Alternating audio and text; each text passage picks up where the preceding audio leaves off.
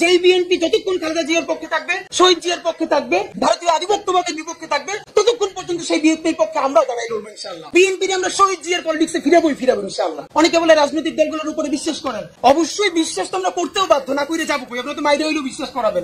তো কিন্তু ব্যাপার হইলো, বলেছে কেন এটা একটু আগে বলছে যে এটা আইন না, প্রতিশ্রুতি। ভাই, যেই পোলা ঘরে বাপের পয়সা চুরি কইরা প্রতিদিন কিরাকাণ্ড করে ওর 100 কিলার আর 100 প্রতিশ্রুতির কোনো দাম নাই। সুতরাং আমাদের কাছে আমাদের রাজনৈতিক দলগুলো হলো আমাদের সেই পোলা। আমাদের সময় এই যে ইলেকশন আসছে, যুব্ব পড়বে, টুপি পড়বে, আল্লাহ বিল্লাহ করবে, মিলাদ গাইবে, একটু পরে আবার মৌলবাদী বলবে যখন যা লাগে। এই পলিটিক্স তো ওকে, আমি তো এই পলিটিক্সটাকে ফাইন মনে করি, যখন যেটা লাগবে জানিয়ে সমালোচনা নাই। কিন্তু আল্লাহর ওয়াস্তে যেটা বলি, এই জুলাই সনদ আপনারা রাজনৈতিক দলরা বসে বলেন কি করবেন, কিন্তু এর বাস্তবায়ন ইজ ভেরি ইম্পর্টেন্ট। এই জুলাই সনদ ন্যূনতম বাস্তবায়নের মধ্য দিয়েই সামনের জাতীয় নির্বাচন হতে হবে এবং সেই নির্বাচনে প্রতিশ্রুতি থাকতে হবে যে সেই সংসদ ম্যান্ডেট নিয়ে এসে নতুন বাংলাদেশকে নতুন সংবিধান উপহার দিবে।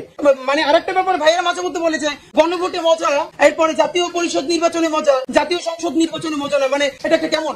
দুনিয়ায় বহু দেশের উদাহরণ আছে, প্যারালালি গণপরিষদ নির্বাচন হয়েছে, তারা সংবিধানও প্রণয়ন করেছে, আবার সংসদেও অ্যাক্ট করেছে। তো যদি সংসদ নির্বাচনে আপনার কোনো ভয় না থাকে, তাহলে সংবিধান প্রণয়নের জন্য গণপরিষদ নির্বাচন আপনার ভয়টা কিসের ভাই? জনগণ তো একই। এখন আমাদেরকে বলেন যে আমাদের গণভোটে এত মজা, তাহলে আপনাদের সংসদীয় নির্বাচনে এত মজা কেন? ফ্যাক্ট হলো জনগণই তো ম্যান্ডেট দিবে, তাহলে তারা ম্যান্ডেট দিতে দেন না কেন? তো আরেকটা ব্যাপার, এখন যেটা হচ্ছে কথাবার্তা যাই আমরা জুলাই সনদের পক্ষে বলি, ঘুরে ফিরে মিডিয়া এটা বিএনপির বিরুদ্ধে দাঁড় করে। এটা আরেকটা নতুন জিনিস দাঁড়ায়, বিএনপির বিরুদ্ধে দাঁড় করানো। আমি বিনীতভাবে বলি, বিএনপি কে কনফিডেন্সে নিতেই হবে। বিএনপির কনফিডেন্সের বাইরে রাখে বাংলাদেশে বিপ্লব হবে না, কিচ্ছু হবে না, এটা হলো প্র্যাকটিক্যাল কথা। তো আমরা বিএনপির মাহাদি আমির বাইরে ধরবো কি দিয়ে? আমরা ধরবো শহীদ জিয়ারে দিয়ে। বিএনপির আমরা শহীদ জিয়ার পলিটিক্সে ফিরাবো ইনশাআল্লাহ। এবং সেই শহীদ জিয়া যেটা করেছে, আজকে আমাদের যে বন্ধুরা একটা কুতর্ক করার চেষ্টা করছেন যে আমরা নাকি সংবিধানের উপরে জুলাই সনদের, কিরে ভাই এই সংবিধানই তো চাই না, তাহলে উপর আর নিচ থেকে করি।